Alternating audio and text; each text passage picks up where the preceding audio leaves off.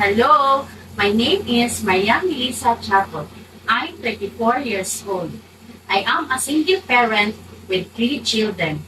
I have been working as a domestic helper for almost 7 years, from 2016 to 2003 in Jordan, UAE, and Saudi Arabia. My skills are cooking, cleaning, and laundry. Additionally, I have experience in caring for kids.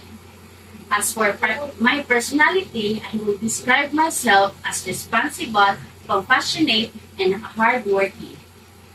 I take pride in my work and always strive to do my best.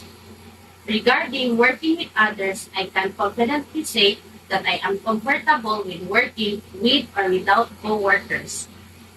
I prefer taking care of children and newborns. Additionally, I enjoy cooking and will be more than happy to help with meal preparation for the family.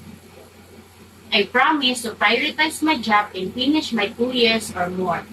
Thank you for considering my application and I look forward to work with you as soon as possible. Please check my profile in Helper Library app.